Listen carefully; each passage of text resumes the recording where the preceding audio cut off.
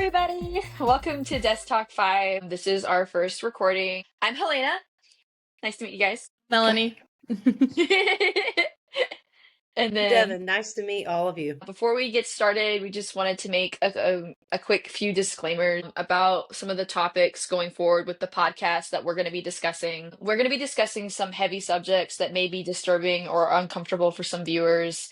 We just want to go ahead and just throw it out there that we are students, we are in college, we are doing this for a project, and that we're based off our research that we are fine, which we'll put links below in the description. We are going to be talking about women's rights, tariffs, as well as immigration. If you aren't comfortable with some of these topics, we ask that you click off. And we just want to let you know that this is research based and that there are going to be some opinions based on this. So it is strictly just our opinions. We're not saying that it's right or correct. We're just stating what we believe in our conversation. And another thing that we want to make sure is that in the chat, we hope we can keep it friendly. We don't want any arguments or anything like that. Otherwise, we will go ahead and make sure that there is no chat function. We just want to make sure that's out there. Now, moving on, we're going to go ahead and start with our icebreaker. Okay, so our icebreaker is going to be, we're going to talk about essentially 5 facts of ours about ourselves to go ahead and share. We kept them a secret from each other, so none of us know what they are. So my first one is, I'm 23 years old. I was born on Halloween. I was born in the morning, for all of you who are like first child, because let me be frank with you. I can't tell you how many times people are like, you're a witch. I'm like, I was born at 11 o'clock in the morning. I was not born at 3 a.m. Thank you. I have broken, my third fact is I have broken at least 8 bones in my body. Oh my God. I am a natural klutz. My dad has to put me in a little bubble. I love to travel. My dream is to travel, and I'm looking forward to traveling the world eventually once I have enough money and a stable career. And I have a hyper fixation because I have ADHD. I have a tendency to buy books and like have them stacked on my shelf and collect dust and like read parts and bits of them and never get caught up. All I'm a right. hoarder. I'm a hoarder. I do the same That's thing. wonderful. Is that the end of yours, Helena? That is my 5 facts. Okay. I'll go next just to leave Melanie enough time to prep. Um, 5 facts about me. The first one is that I'm 31. I am a people person. I love people, and I would probably say that I can find the good in anyone. That's a blessing and a curse, and you could just imagine with your imagination where that could go. I love to share hope and truth with people. That's probably my favorite thing to do in life. I love working out. Working out is my therapy. Lastly, I'm an aspiring law student. After I finish my degree in communications and media, hopefully I will be in law school this fall. And that's it. Melanie, it's your go. Hi. So I have a dog named Daisy. She's a little Havanese. She's super cute. I do run a small business. I make pins. It started off from my hobby of collecting them. I do collect pins, and I have other collectibles as well. I have like Funkos, dolls, figures, lots of different stuff. I played soccer in high school, and my favorite color is purple. It's purple, you said? Yeah. I love that. Purple suits you so well. Do you like enamel pins? Is it enamel pins that you like those? Yeah. Like the ones that do, I collect those too. That's the end of our icebreaker. We're gonna go ahead and start off with a short history. Our topic for this podcast is women's rights, as well as the beginning of women's rights, where it started, and then we're gonna move, just so you guys have an understanding and idea, into a modern day women's rights, as well as court cases or laws or acts or stuff that's happening right now. So DescTalk5, essentially, just to give everyone a little preview, is talking about real world problems that are happening now that we as in college students that we feel are important, that we wish to talk about, that we're passionate about. And so today's topic is going to be women's rights. So I'm going to start with a quick summarization of some of the suffrage movement that happened in July 1848. Elizabeth Cady Stanton and Lucretia Mott organized the first women's convention in Seneca Falls, New York. All right. The convention produced a Declaration of Sentiments. Essentially, that called for the expanded educational and professional opportunities for women and the right for married women to control their wages and property. Because at that time, women did not have any, it was literally, men literally controlled everything. Women were simply just in charge of keeping house. They weren't in charge of house. They were literally in charge. You're essentially given the title with no pay. Yeah, that was your responsibility. You take care of the kids, you stay home, look pretty.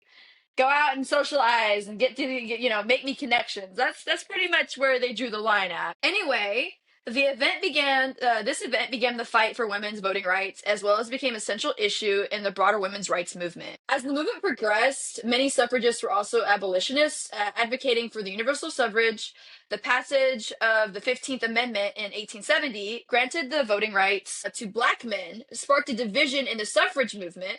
The National Women's Suffrage Association, or the NWSA, right, for short, was founded by Elizabeth Cady Stanton and Susan B. Anthony.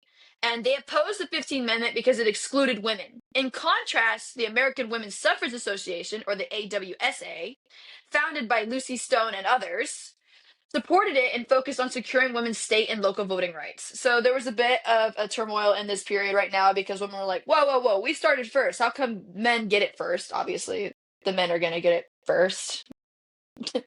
So that's where they had their problem with it.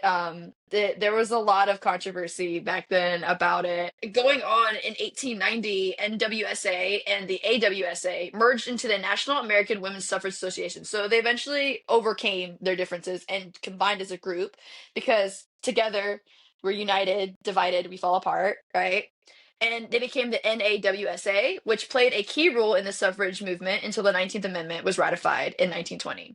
Notably, Susan B. Anthony, which I'm sure everyone's recognized that at some point if you've taken a women's studies class, right, was arrested in 1872 for voting illegally, bringing significant attention to the cause. The movement also saw support from African American leaders like Frederick Douglass and prominent black suffragists such as Ida B. Wells Barnett and Mary Church Terrell, despite racial tensions, including the exclusion and segregation of women of color. In some suffrage events, black women's involvement grew, with many organizing women's clubs and advocating for the suffrage. In the early 20th century, suffragists organized large parades and protests, including significant march in Washington, D.C. in 1913. The National Women's Party, or NWP, led by Alice Paul, adopted more militant tactics, including picketing at the White House. And for those of you who don't know picketing, essentially they took a bunch of signs and they walked outside with picketing, picket fencing. The efforts gained greater public sympathy, and the political balance shifted in favor of women's suffrage. After persistent efforts, including the impact of World War I, changing political positions, and the 19th Amendment passed Congress in 1919. It was ratified by the United States in 1920, with Tennessee providing the crucial 36th ratification. While the struggle for full voting rights for African American women continued, the 19th Amendment marked a historical change in American electorate. Now, I want to talk about the next 100 years, just a quick brief view, because I can't cover it all. There's too much. I'm just going to do a quick overview of the 100 years that happened after the suffrage movement, after the 19th Amendment. So it was like a snowball effect. Women came together and started an equality movement, right? The progress and challenges of gender equality in the U.S. over 100 years after the 19th Amendment was ratified. Some of the key findings that we did through research through the Pew Research Center survey reveal that some significant milestones were about half of Americans consider women's suffrage the most significant advancement for women's rights, followed by the Equal Pay Act.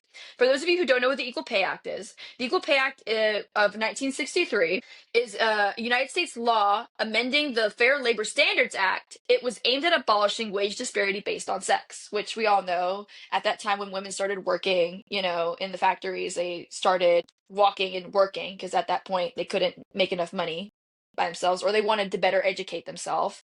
Women were not paid equally as men were. Men were paid more than women. The gender equality progress, a majority believe that the U.S. has not gone far enough in achieving gender equality, with sexual harassment, legal disparities, and societal expectations cited as significant obstacles. Then, as for the political and partisan views, Democrats, it was said in this research, were more than likely than Republicans to say that the country hasn't made enough progress. Just so you guys know, this is no longer historical. We're moving forward towards modern. Just want to make that clarified. So some of this stuff is based off recent, and it's based off past. So they're looking and comparing past data to what it is like now and what women are thinking now. Has it made enough progress? Women, particularly younger and more educated ones, are more likely to see feminism as beneficial. The feminist movement then took place after that. The feminist movement, and in politics, most Americans believe feminism has helped women, but is impacted and is seen as more significant for white and wealthier women. The Democratic Party is viewed as doing more for women's rights than the Republican Party. And then after that, we move on to the Equal Rights Amendment, or the ERA. a substantial majority favor for adding the ERA to the Constitution, though many believe it would not significantly change women's rights. Just so you guys know, the ERA, or the Equal Rights Amendment, is an amendment that prohibits sex discrimination. The perception of women gains. So, at the end of this, that was taken at this survey, while most Americans, believe women's progress has not come at men's expense, some primarily Republican men feel otherwise. So, while there's still been progress made, there's still a widespread belief that we can still improve upon what's going on with women's rights, and that we still need to work harder to achieve full gender equality. Some examples of this that are, I'm sure most women have noticed nowadays, is the pink tax. We're charged on tax for feminine products, for natural things that happen that men aren't charged for.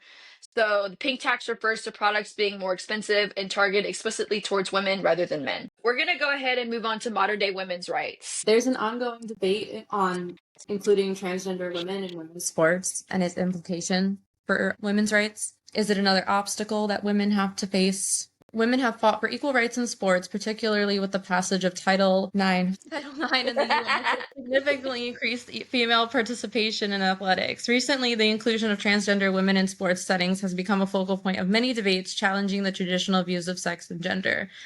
The inclusion of transgender women in sports has raised many critical questions about the rights of cisgender women athletes. Many critics argue that allowing transgender women to compete with cisgender women undermines the fairness of women's sports due to their perceived physical advantages such as strength or higher muscle mass from puberty. Sorry, Melanie, real quick to interrupt you. I have a question. So, how do you, for everyone, I guess, in their podcast, how do we feel about that? Because do we feel like there should be a separate sports for transgender women and cisgender women, or do we feel like they should be included with women? Because obviously, we know, if anyone's ever studied the male anatomy and female anatomy, that males are built physically better than women. They are. They're built better. They're more active. Not saying that women can't compete with men on an equal level, but biologically speaking, we are weaker. Do you think that they should have separate sports, or do you think that we should still, have them intertwined? I feel like the debate is kind of like a double-edged sword, because while, yes, they're women, like you said, biologically it's different.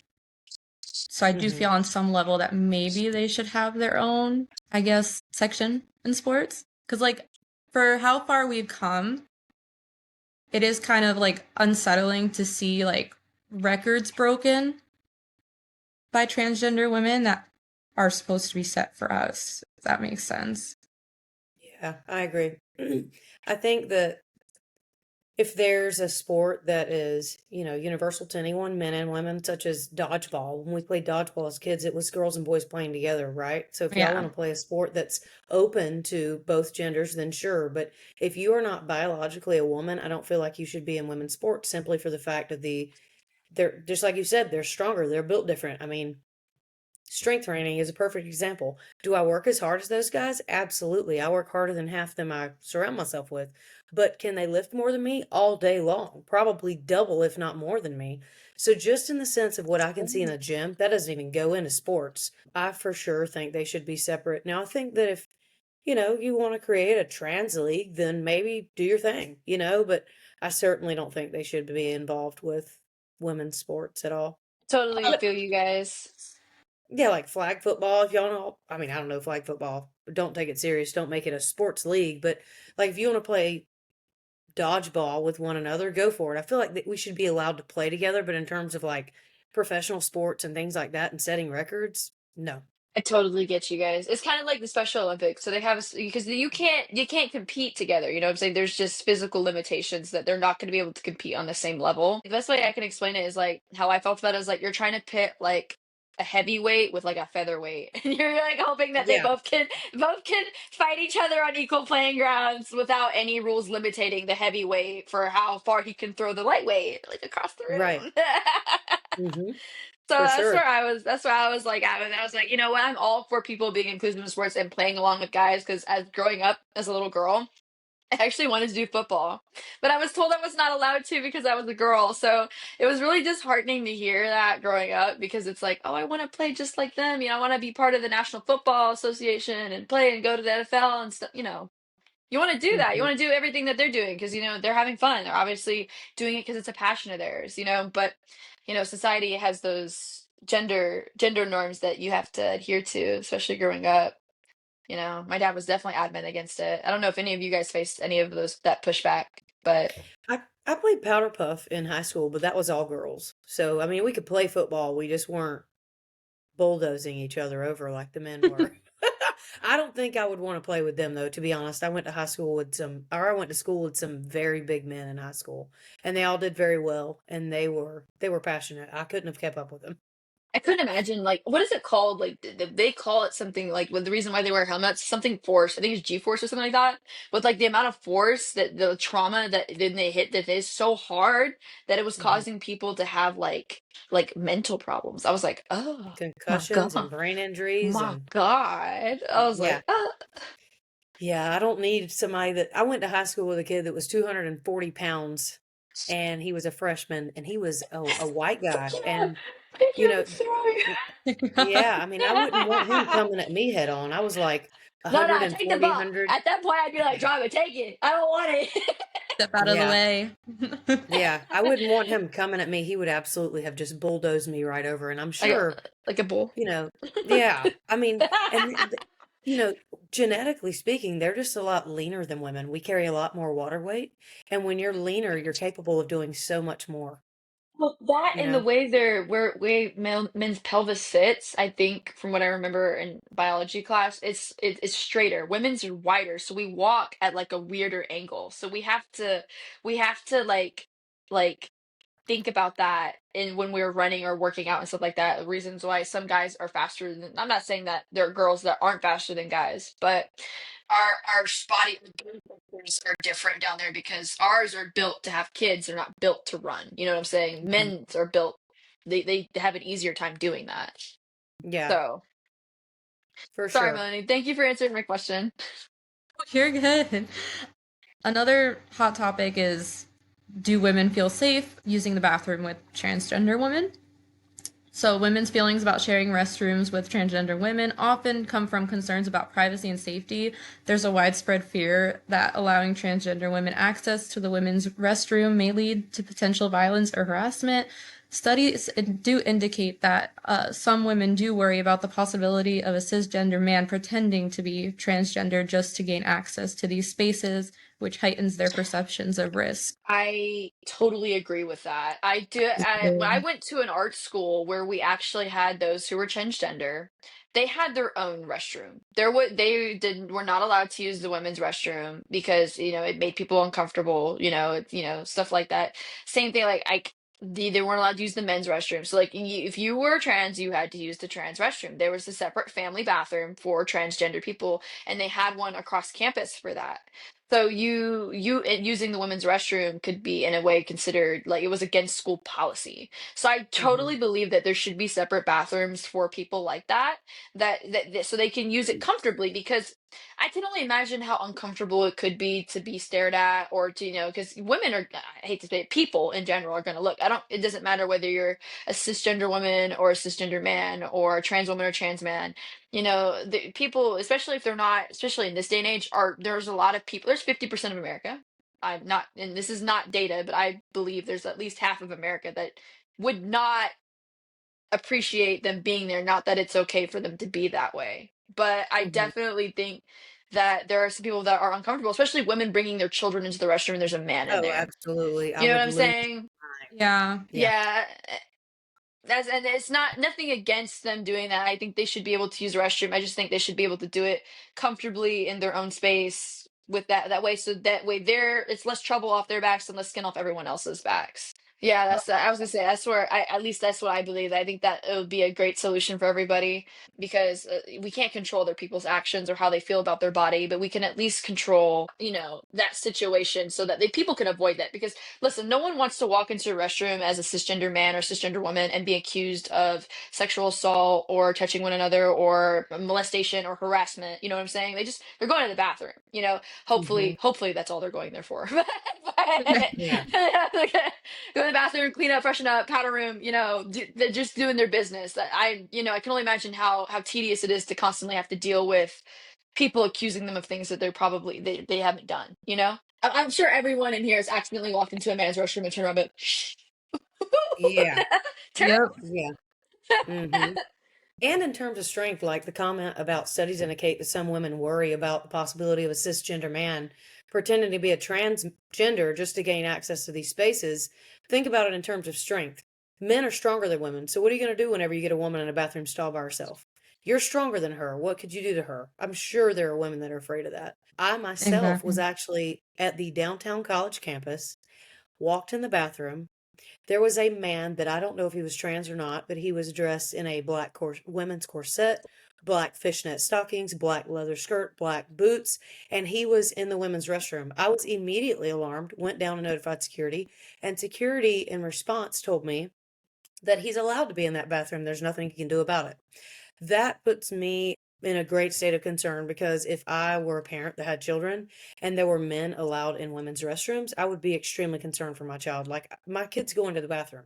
If I'm going to the bathroom, I'm just trying to go use the bathroom. I shouldn't be concerned about if a man's in there or not for my safety, my child's safety, or your safety. You know what I mean? So Yeah. I'm like, I am all for limiting transgenders from being in either or restroom. Like you said, why not just use a family restroom that's excluded by itself? You have all the privacy in the world. You have a toilet. You can sit down, stand up, whatever you want to do, but do that in your own space. Don't put anyone else in any uncomfortable situation. I mean, for the love of God, we should all just be able to use the restroom and feel perfectly content with just going in and coming out, not worrying And about all these other things. yeah, and to simply just avoid situations like that. Because Yeah. imagine you're just trying to use the bathroom and you are a transgender woman, right? And this other woman knows that you're a man, and they go back and report you, and you're like, I'm just trying to use the bathroom, just like everyone else. I have to go too, hmm right? I can only imagine how much easier it would be if they had their own separate restroom. But then there's obviously problems with that. This is all just theoretical, guys. Like we would like this to happen. We don't expect it. We don't demand it to happen. Right. It's a Yeah. scary world out there. You never know what could happen. And I You think don't that's know why that's a people. big fear. Yeah. You never know people's intention.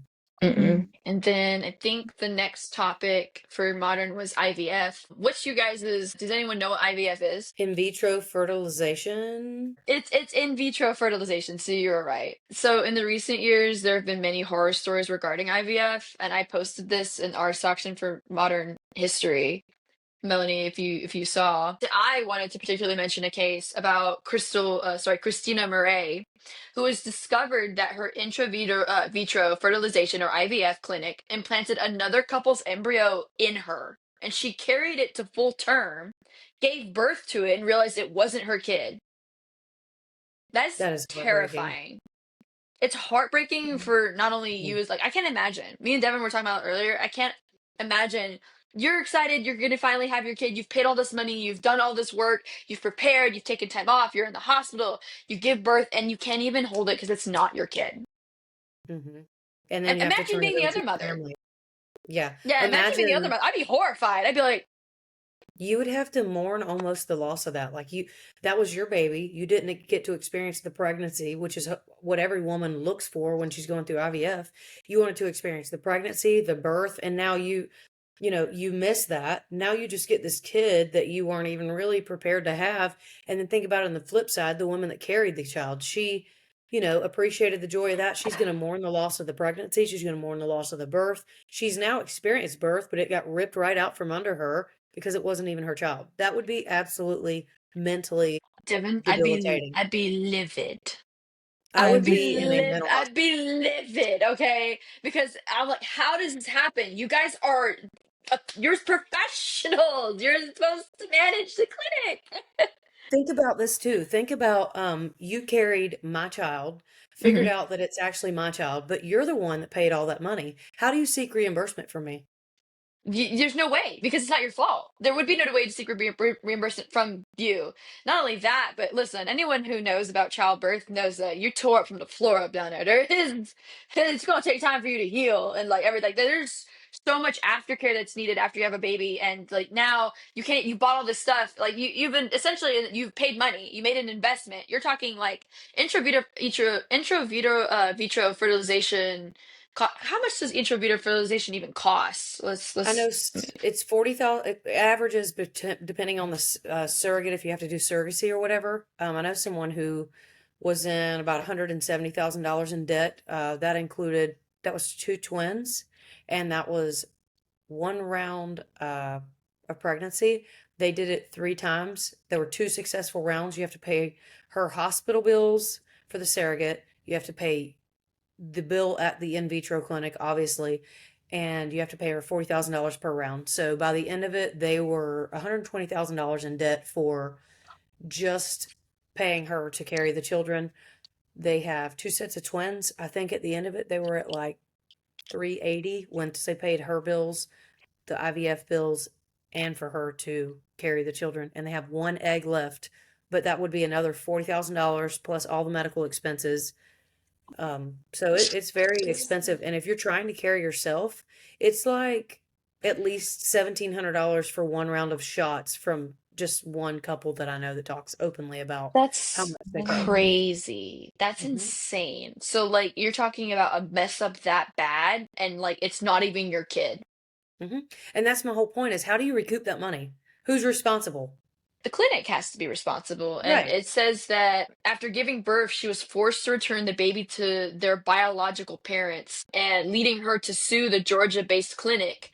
So this happened in Georgia. The NBC News analyzed legal databases from 2019 to 2024 and found that over 300 lawsuits related to IVF errors, including lost, destroyed, or swapped embryos. Most cases involved product or equipment failures. Many experts attribute these errors to the rapid growth of the IVF industry, which lacks federal oversight and standardized regulations. Unlike other medical fields, IVF clinics are not required to even report severe errors. And the embryology labs aren't subject to federal inspections. Legal challenges in IVF cases arise because courts often treat errors as unfortunate accidents rather than medical malpractice, making it difficult for affected families to seek justice. Some experts and advocates are pushing for the increased regulation. Still, concerns remain about how this could impact embryo rights debates, particularly in the light of recent rulings, like Alabama Supreme Court's decision that embryos are legally children. As IVF demand rises, the discussion on regulation, patient rights, as well as reproductive access continues to gain more political attention, with both Democrats and Republicans proposing bills addressing IVF oversight and affordability. However, there are no federal regulations that mandate safety protocols, leaving patients vulnerable to industry failures. The decision is currently right now, as it says, in the hands of the state. After the Supreme Court determined that there's no constitutional right to abortion, most states limited to the access to abortion, essentially. In Florida, the Heartbeat Protection Act, and you must abort the child before the end of the 6th week, unless you've been raped, had incest intercourse, or have had sexual intercourse as a result of human trafficking. That's insane. So like, and then 6 weeks. Most women don't know they're pregnant until like what, 15 weeks, right? That's, 15, 16 well, I weeks? would say around 8 to 10 weeks. A Eight lot to of, 10 weeks? yeah, it's the average probably, but 6 weeks is very early. I know folks You would that, have to know. You would literally have to yeah. know that you're like, I'm trying to get pregnant. I'm checking every day. Like that. Back to your comment though about how there is no basically way to hold these IVF clinics liable. I want you guys to think about something. Remember that Netflix documentary called Our Father? And there was basically proof that he was an IVF physician. And Oh, I know what you're talking about. instead of using, like for example, if Helena was at IVF and her husband was obviously the person giving the sperm, Donating the sperm. Yeah. he used his own sperm instead of that sperm, so that, or like if you were Oh, coming in yeah. and you selected from a panel of men, if you went in and you assumed that you were picking out this guy that his demographics are X, Y, and Z. You're not getting that guy. You're getting the IVF doctor's sperm, and they've documented over 94 children he had. Like, where's the liability on that? Genghis Khan. I mean, like, you know what I'm saying? He's trying to relive the Mongol Empire. Yeah, like obviously you should remove Crazy. their license to practice medicine, Oh but I mean, yeah. Oh the yeah. families that are affected, they ought to have medical malpractice insurance just as any other practicing I physician mean, does. just think about it in the father's shoes. Imagine that your kid's not your kid, but that doctor, you'd be livid. I feel like that is Right. so that that's 94 kids. Child support for 94 kids.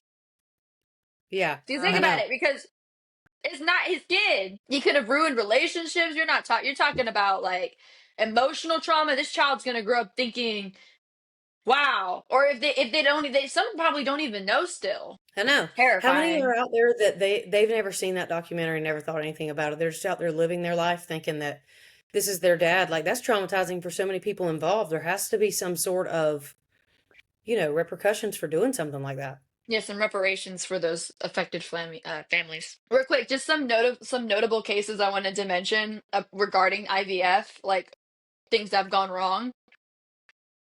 Embryo mix-ups and wrongful birth cases. For some of y'all, if y'all want to look up these cases, our viewers. So the Christina Murray and Coastal Fertility Specialist. So it's Christina Murray versus Coastal Fertility Specialist that happened in 2024. So literally last year, the lady that we talked about at the beginning. This happened to her last year. Or Okay. at least she filed suit last year, one of the two. Or filed suit last year. Yeah, one of the two. And then the CHA fertility clinic case in 2019 that was filed. Essentially, two couples sued a California clinic after an IVF mix-up led them to give birth to each other's babies. They had to exchange babies after DNA testing confirmed the error. Those are embryo mix-up wrongful birth cases. And then some equipment failures leading to lost embryos. So, specific fertility center lawsuit that happened in 2018. A storage tank failure destroyed approximately 2,500 eggs and 1,500 embryos. Like we know how expensive that stuff is. Like she explained it. So that's like millions of dollars. A jury only awarded 15 million to 5 affected families in one case, and other lawsuits resulted in settlements. Then there was, with the equipment failures, another one was the Cooper surgical lawsuits between 2023 and 2024. Dozens of lawsuits were filed against the manufacturer of a liquid medium used in IVF, which allegedly destroyed hundreds of embryos due to contamination. And then there's legal disputes over embryo ownership. So I'm sure all of you have heard this person and you know these two people, but a famous court case was Sofia Vergara versus Nick Loeb. I think Loeb, is that how you say it? Nick Loeb? Loeb?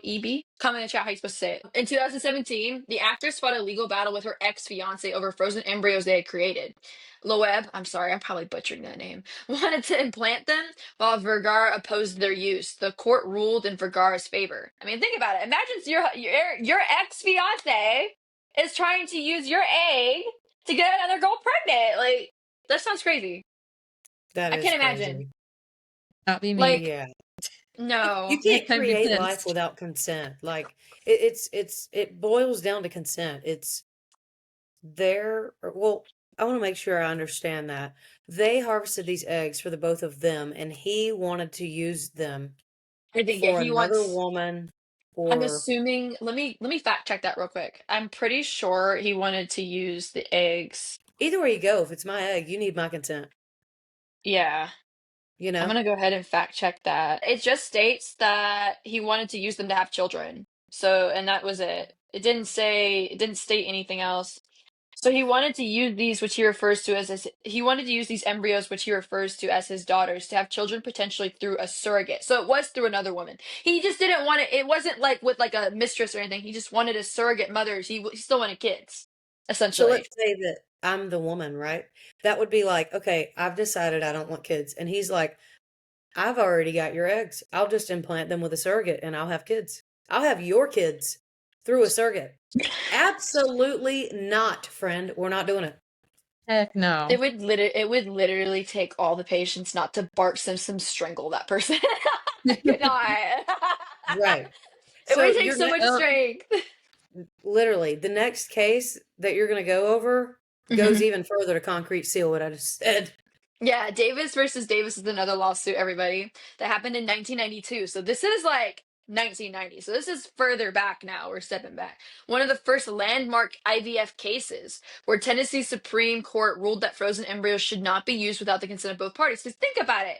I want you to think about when you have a kid and it takes two to tango, you're consenting or you're under the act of consenting, right? Because unless it was a rape case or, force, you get the gist of that, unless it was Yeah. that stuff, but for IVF, you both consented to having this kid. So if one person's like, it's like one person like being like, you know what, I don't want a kid, I'm just gonna go get the abortion. You know what I'm saying? I Mm. don't want, because it's a choice. But you can't force somebody else to have a kid. That's like somebody, like a woman getting pregnant, and the woman's like, well, I'm having your baby so we can get married. You can't force somebody to have a kid like that, or the other way around, where a guy gets a girl pregnant and he's like, I want the kid, and the girl's like, nah, I don't want the kid. I can't have Mhm. kids. It could be medical reasons. So some people can't have kids because of medical reasons, not because they don't want to have kids. Some Right. it's detrimental. It's life or death. You're talking like some people, their cervix is tilted, or stuff happens. Women's bodies, they're human, they're organs. Some things like just don't work, or they have hormone imbalances, and if they have kids, it'll kill them. So like you can't just be forcing people to have kids like that. That's not right. At least Mm-mm. it's just not good.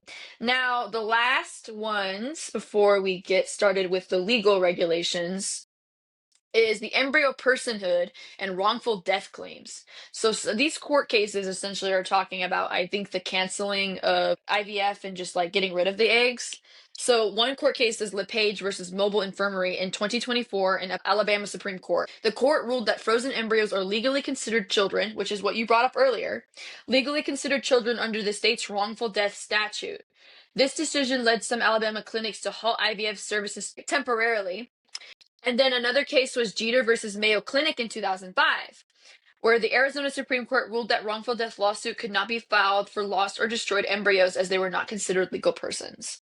So it differs from state to state. So make sure you guys, if you are considering IVF, that you know what's going on in your state, and like if you always want to be prepared for something like this. This is not something you're jumping into, as Devin stated earlier, how expensive it is. Like I Mhm. don't think it would be good, and this is just my opinion. I'm not saying that you should. I'm not just to go. We're not medical. We're not medically certified. None of us have that. We're just simply stating our opinion. But I personally don't think, unless you have really researched your stuff, that you should do that unless you know what you're doing and you've been counseled on it. Mhm. Thoroughly. Yeah. There's so many And things to weigh. So many things. Like, I don't think this will tie into what I'm about to talk about in terms of the legal gaps and things of that nature. But I was telling Helena last night that I know of this couple who went through IVF. They have a living son, and they love and cherish that child very much, but they are now struggling with the thoughts of what happens to the eggs once the clinic disperses of them or destroys them or whatever. They're struggling now, stating that they wouldn't have done IVF had they realized the reality of what happens to the eggs. Because, if they're going to consider it a legal human person, then you're destroying that egg, and then there's all the thoughts that come with it of, could someone else have used it? But then there's also the thought of, I don't want anyone else to have my birth child, or, you know, Biological child, because they're yeah, my fertilized, right? my biological child, and things of that nature. And there's just like, there's so many things to weigh. I think it's a beautiful thing, but I would definitely, if I were doing it, I would have to use all the eggs, just because the way that, Or the do way, limit, like just yeah, do one or two. Just have one. If yeah. you have the successful, just see how you feel Hmm. about it. Because when you do, I get the reason why they do that many eggs. It's just because you don't know. You have no idea if any of them are going to take. Yeah, you don't know if it's going to take. Some people, the couple I was talking about earlier, they used to always joke about the special fee you can pay to test to see if this one's girl or boy, or, all of them are girl or boy. So, you have four boys, one girl, or vice versa. So, some people want to do that. And, if you want two kids and you're sure on that, if it were me, I would probably do two and just take my chances and say, well, we're going to have both of these. I don't want to do any more. If we take both of these eggs and one lives, one dies, then we'll do another round of another egg, or however that may be. But I would have to use of all of them after I do my research and have realized that they're considered legal persons, and it is life. You're destroying life at some degree. That's something that would be difficult for me, for sure. I think it would be difficult for any parent to make that decision. Mm-hmm. I agree. 100%. Okay, so let's get into the regulation and legal gaps. Right now, there's really not a ton of legislation over IVF in terms of like the gray areas. So many lawsuits highlight the lack of standardized federal oversight in the fertility industry. Unlike hospitals, IVF clinics are not required to report errors, and legal claims often fall into the gray areas between medical malpractice, negligence, and property law. Wild thinking about that property law, because it is essentially your property or my property if we're harvesting eggs or, things of that nature. As the demand for IVF grows, legal challenges are expected to continue, with debates over regulation, patient rights, and embryo status shaping future court decisions. Currently, the focus for IVF is to aggressively expand access and lower the cost significantly, which I think is great, but there are other concerns that go in with this. No federal legislation has been acted upon to address concerns about whether IVF clinics are exempt from medical malpractice in the state or federally, but in the state of Alabama, whether IVF physicians are accountable for their errors, whether embryos are changed in error, etc. There isn't any legislation at the state or federal level, aside from Alabama exempting IVF physicians from liability, to address the gray area of IVF concerns or medical malpractice being labeled property law or negligence. These areas will need to be discussed in the future. As of February 2025, the Life at Conception Act went into effect. The terms human persons and human being include every member of the species Homo sapiens at all stages of life, including the moment of the fertilization, cloning, or other moment which an individual member of the human species comes into being. This bill seeks to establish fetal personhood by granting legal rights to fetuses from the moment of conception. That's very broad. It is. Uh, It's a very difficult topic because there is everyone's got different views and values and beliefs, and that's not even taking religion into account when it comes to so right. some religions they don't allow you have the kid regardless of what's going to happen. I mean, Mm-hmm. just the horror stories of women being forced to carry babies to term that are they're rapists, or imagine being 11 years old and having to carry your rapist child is just it's just horrible. I would never want that for my daughter. I don't care how much I value life. That baby you're bringing in trauma when it comes to that. Your own baby is having her baby. Like, imagine how horrifying that would be.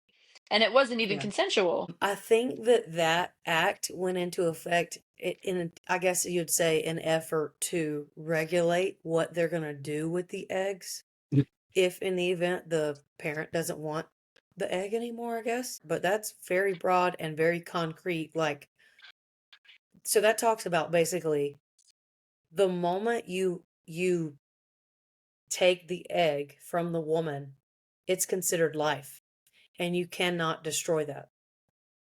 Which to me, I don't know, medically speaking, I don't think it's a baby until it has a heartbeat. Like, I don't believe it's a living, breathing thing until it has a heart. It's still like a zygote. It's a blastocyst. Like, it's not, Well, think it's about not in this is any where form, shape, or way alive yet, th- quite yet. this is this is where my mind goes, is what happens. So now that that's in effect, what happens with those eggs that Helena had two kids and decided she didn't want the other three eggs they took in the event the other eggs didn't survive? What happens? I'm curious of They that. get thrown away, but then now you're talking about if you decide I don't want the eggs, then if your state, depending on what state you're in, decides that if you throw those eggs away, you're committing abortion. But you're like, Hmm. I never had the eggs. Eggs aren't technically alive, they're frozen. So like And it's so debatable, like that. A lot of people debate, what do you consider life? Is it the moment at conception? Is it 6 weeks? Is it 15 weeks? All that thing, all that stuff is so debatable. So to some degree, like I have one more point before we wrap up, but to some degree, it's almost like I don't know if it should be I don't know that I think it's best if it's a federal regulation. Some things should be left up to the states, communities, etc. I but that's very broad. Like you could have half your state that wants this and half your state that wants one. So it's like, where do you regulate? It's such a gray area. There's so much to cover. It's almost terrifying because this it, could it go really has good or really bad. Yeah, I think that's a like it's like that with a lot of laws. Like it has to be a gray area because Mhm. you have to give way for however it's gonna go. I agree. Yeah, it is a very gray area. It is. It really It can is. be confusing. I Yeah. know I'm trying to grasp it right now. It's a lot. Like It is a going through lot. this, preparing for this podcast, I learned so much. And there's honestly so much going on all the time. How do you keep up with all these different topics and things and Right. regulations and laws and what changes? And It's like snippets. It's like playing telephone. yeah, it's like, Right. how do I It keep up changes with, every time. yeah, how do I keep up with what applies to me? And why do I keep up with what don't? And all these things. It's like, And then it's I different don't in every know. state for some things. Like, I don't know how you keep how Yes. anybody keeps up with it. I know. That leads me to my last point is currently no federal mandate requires IVF clinics to report errors or hold them liable for specific missteps. The legal repercussion of IVF physicians and clinics are mostly left at the state level. Going forward, we may need to contact our governors to enforce the legislature that would determine the extent of liability we can hold IVF clinics and physicians for any mishaps or medical malpractice committed. I don't know in anyone's mind what they think gives them reason to make them exempt from liability, but in no way, shape, or form are they exempt in my mind. Like they absolutely should be held accountable for any mix ups, swap, any medical conditions that arise or things of that nature. I feel like they absolutely should be held liable. And I think that it's risky right now. That's There should risky. be safety nets. There should Like, be. like thinking back on the Our Father documentary on Netflix, Nightmare. there's not much those people could do, and apparently there's not much they can do. Like, that's the thing is, what would I do if I were in that situation? I have no idea, but that's not fair. Like, it's not fair the chance taking. You're just trying to conceive a child. You're trying to have a child. You're trying to become a parent, and you are left at chance to, is this baby actually my husband's sperm? Is this actually my egg? Am I actually birthing my child? Like these are real horror stories.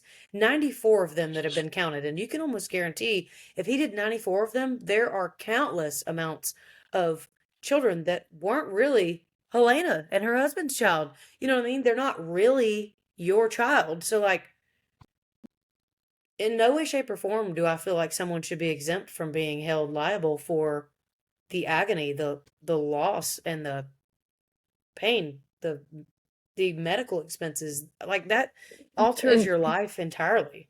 and that's where I run into that one argument, or it's like the law is not really written. You know, there's some laws that are written, are in place to protect those who can't protect themselves, right? Or protect Hmm. the weak, or protect the good, right? In this case, in that sense, right? To protect you, so you have those rights that your natural rights, right? As a citizen, as a person, as a human being.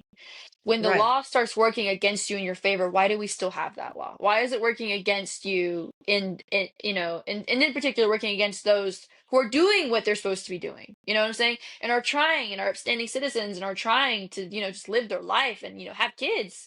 Because IVF Hmm. is sometimes the only way some people can have kids.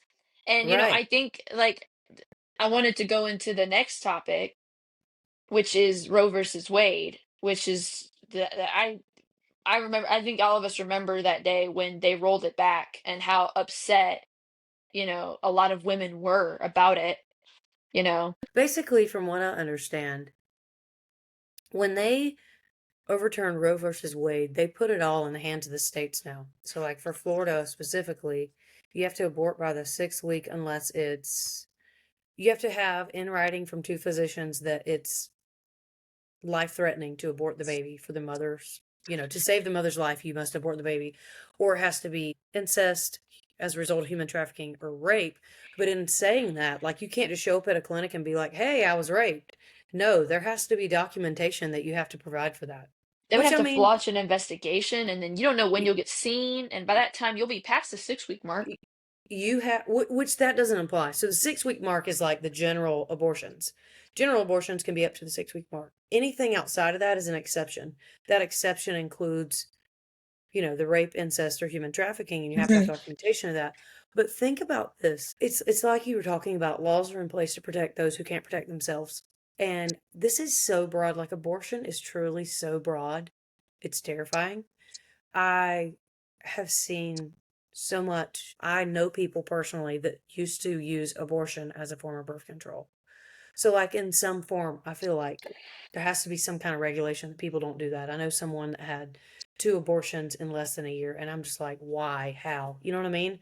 Which is extreme to me. But I also know people who have been raped and had abortions, and I feel like that is definitely an exception that we should make, is for people like that, like incest, or like you were mentioning earlier, an 11-year-old that was raped that needs to abort a child. I for sure think that should be something. That And was a then case it's that like, happened in Ohio, I believe. I'd have to look that up. You see yeah, that. I mean, absolutely we need those exceptions. And then there's the other side of things. And this is like the one that gets me. And I had to talk on abortion once in class, and this like brought me to tears. I know a guy who was born as a result of his mother being raped, and he is truly one of the most stand-up human beings that I know. I won't say his name in the event that he were to listen to this, but I also struggle with that part too. Like, I was there when his mother told him, I was raped and that's how I got pregnant with you. So you think of subjects like that. Like, I know that human being has made a significant impact on this world. And I'm so grateful to know him, and that his wife has him and his children have him. But then there's that part of things. You know what I mean? So it's like, it's so broad that it truly is heartbreaking to think about all the factors. And I will be the first to say, I would never want to be the person to have to make the decision on who is allowed to have an abortion and who's not. That is a that is a huge weight that would be on my shoulders, because I personally have just seen it all. I've seen the girl that uses it as birth control. I've seen the guy that was born as a result of a rape, and thank God his mother didn't abort him. But then I know people who have been raped, and thank God they could get an abortion, because that would have stuck with them their whole life. You know what I mean? Like, that is just so heavy. It's so heavy. I'm so glad that I would never be in a position to make that decision, I don't blame because you. it's so heavy. And how do you cater to every audience? I feel like, in a way, like, the more I educated myself on this stuff, leading up to this moment where we're recording, I realized the weight of those things. And I am glad there are exceptions for those people, because, I mean, I'm sure that people's values, beliefs, religions, and whatever have a lot of weight in terms of making that decision. But I am very grateful I've, you know, never been in that situation, because it could go either way.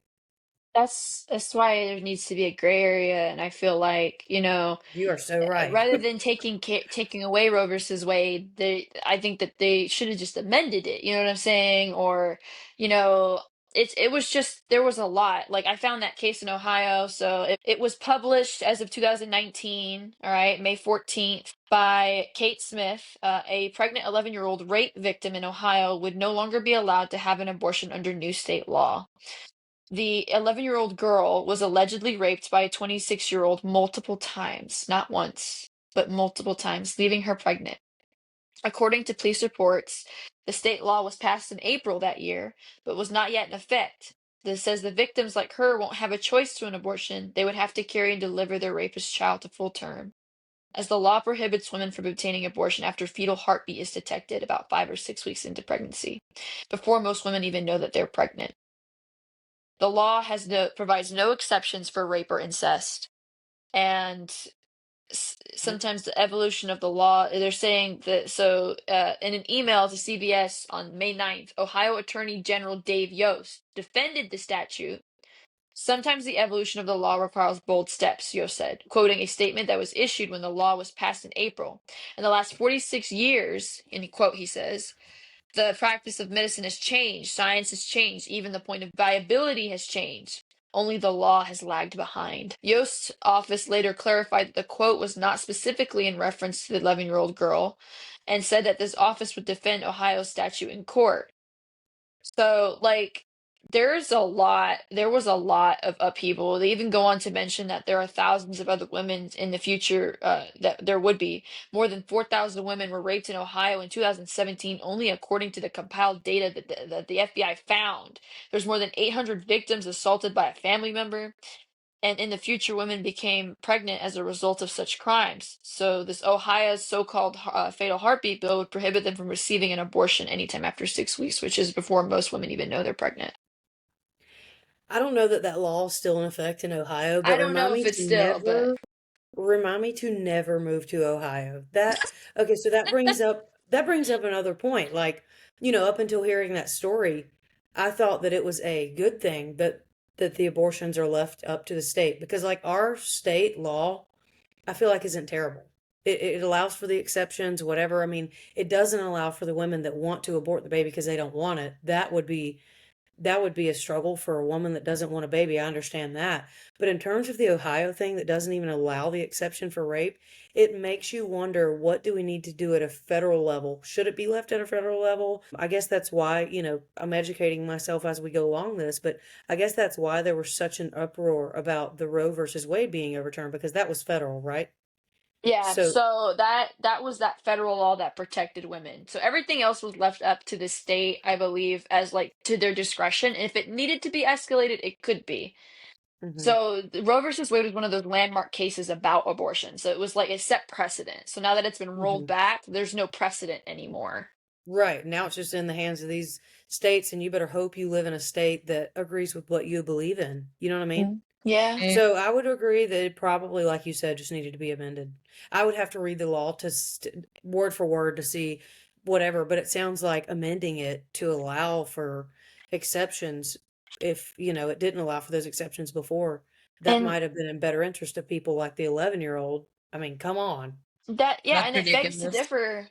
It's like, those people during that time where Roe versus Wade is at that point, right, before it was overturned, pro-life versus pro-choice. Are you Hmm. pro-life? Like I have to think like these people that vote for this, and and I'm like, it's just a genuine question. It's like, what are you going to take care of the kids afterwards? Like I know some of Right. them would step up, but not all of them are going to. Like Hmm. we have a broken system. You can't expect for some of these women to carry babies if they're mentally ill or physically incapable, or if they pass away, God forbid, and if their partner's even involved, because if they pass away and they're the only parent, what's Hmm. going to happen to that child?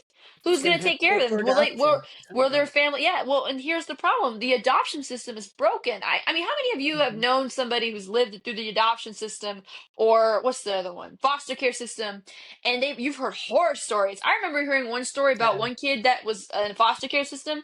He was literally locked up in a house. There was no furniture, and he said there were bars on the windows and there were gunshots outside every day. I was like, Yeah. oh my It's rough. God. I was It like, is. and then you have to think most of these kids turn to a life of crime because they're Hmm. raised up in such poor systems, and you're like, why would we bring somebody, if you wouldn't do that to your own child, why are we doing it to somebody else's child? Then that begs the decision, are you pro-life or are you just pro-birth? Because there's a difference between pro-life and pro-birth. You know what I'm saying? Right. And I think like earlier I was talking about the people like that I know personally who used abortion as birth control. That's where those people ruin it for the ones like you said with the mental illnesses or whatever. And it's like it really is such a gray area. I like sitting here right now, the only thing that crosses my mind is I am so grateful that I don't have to bear the weight of making that decision for every person in the country or every person in my state. Like that's hard because you can't please everybody. You know what I mean? For those in the audience listening, remember we want to keep our chat friendly and we like open discussions, whether we agree with each other or not. What is your answer? Like, what do you propose is the answer? Do you propose that we need something at a state level, at a federal level? If you do, state what your opinion is. Like, we enjoy hearing other perspectives. We all come from different backgrounds. You know what I mean? For me, that's a lot. Like there's so much to weigh. I have truly not found the answer. If I'm being perfectly honest with you, like I've not found the answer because think about it. If people just have free range to do whatever, I've got to be honest. I know of some careless people. Oh yeah, no. I don't I agree with you with that one girl you were It's talking about that just goes to get yeah, abortion. That's not two right, and in one year. Two that's in 1 year. that's like I understand accident. I really don't, it is really careless, and I think that's where another topic comes into play. Are we educating people right on, safe sex and stuff like that in schools? I understand that Hmm. it can be an uncomfortable topic for most parents to talk about with their kids, but I feel like it should be one of those things that is definitely touched upon, especially in middle school when those hormones do start raging. Because I mean, kids are going to be kids. I'm sorry, I hate to say it as a teacher myself. Kids are doesn't matter how much you preach to them about what they should and shouldn't do. Kids are, and everyone's been a kid before. You don't care. You don't- Mm-hmm. they don't care. They're gonna be like, yeah, sure, and they'll be like all in front of you, and they'll be like, yeah, yeah, yeah, and then but in their own time, kids are gonna do it what they want to do. Their prefrontal cortex is not exactly developed yet, so Right. that Yeah, decision truly. making, the decision making up there is not exactly solid. So not to say that there aren't kids that can't control themselves or don't, but you A just lot of can't them are out expect there. you can't They're expect it. So, do you think that we should in high school? I just have a quick question for you guys. Do you guys think that they should put stuff in place, like in high school, to help teach about safe sex, or like, do you think there should be programs that? And I'm not saying to give them out for free, but like that give condoms or stuff to advocate for safe sex, but they're not like giving them out for free. Like you would have to make sure that there's like parent requirement and parent consent, obviously, because some of these kids are minors, right? hmm And like there would have to be a controlled, like there would have to be regulations and stuff. But do you think that there should be programs for that, or should we with continue to parental keep them? consent. With parental consent, I mean, hey, if they're wanting to, utilize the resources there and whatever, but then you go into who's going to fund it and all those fun things that people like to argue. But I'm sure, I mean, there's probably a million and one situations you could do to help teenagers, especially a person right now who is about to have a child at the age of 17, and I just look and I'm like, obviously her life will change significantly and she has a great support system and whatever, but I'm 31 years old and have no kids and am so busy. I don't know what I would do. I don't know. Like it's going to change significantly. So utilizing those resources might be a good thing for these kids that are sexually I active. I I don't even know. I couldn't even imagine having kids at that age.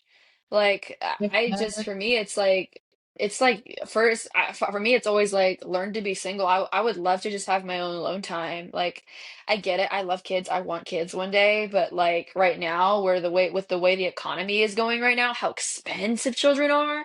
Talking about healthcare, diapers, food. Oh Look my how God. expensive we are. Look how expensive we are. Right. Yeah. There's definitely gonna be some sacrifices been made. You don't get no your alone time is not yours anymore. You know what I'm saying? Like Yeah. even before that with your partner, obviously you're giving half of your time to that person.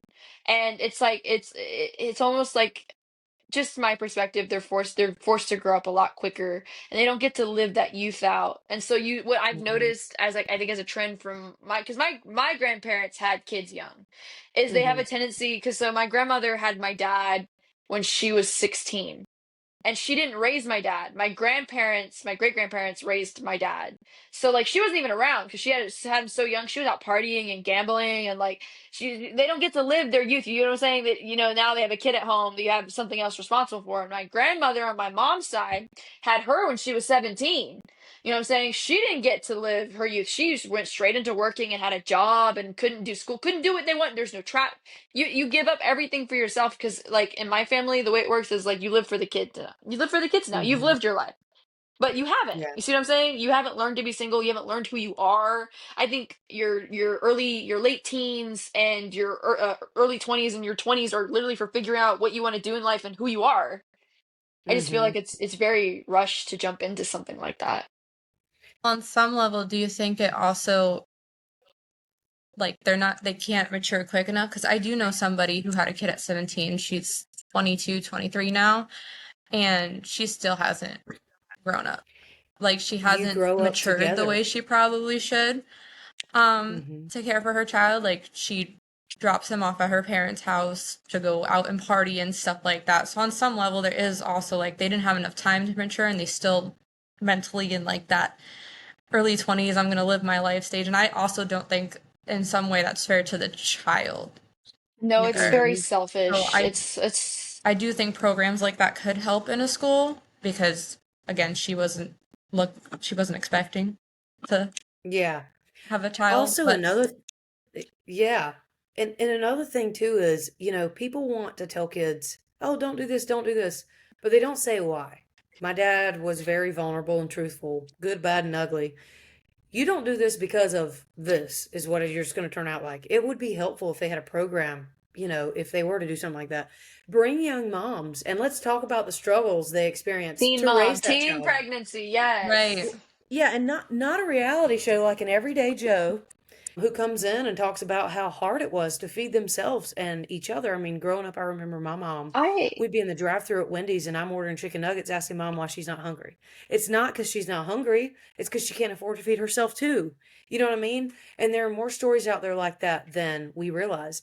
But I will say the one benefit of having children young, one of the ones I could look back on and say that's probably a benefit is you get to enjoy your life with your children while they're young. I'm sure that was the struggles probably outweighed that positive, but my point is I know people that had children very young and now their kids are out of the house and they're still enjoying life and they're partying like they should have in their 20s, in their late 30s or early 40s. You know what I mean? So I'm like, yeah, I guess there's some merit to it. trade-offs and I'm sure they don't regret it because I mean, who could regret this little bundle of joy that you have? I'm sure there's, pros, but by design, I would probably not do that.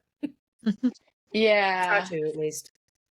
It goes to wonder one of those things like Melanie earlier with the girl. It's like not every parent deserves a child, but every child deserves a parent. You know what I'm saying? Mhm. So I'm sure there are parents, that aren't there for their kids and their kids become messed up because remember, your parent is your first teacher. They love you unconditionally. It's like having Mhm.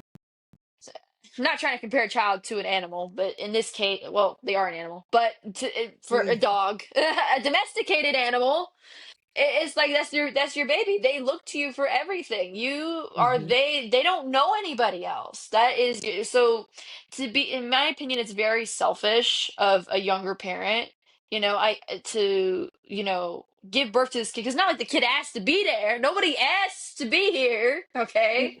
You know what I'm saying?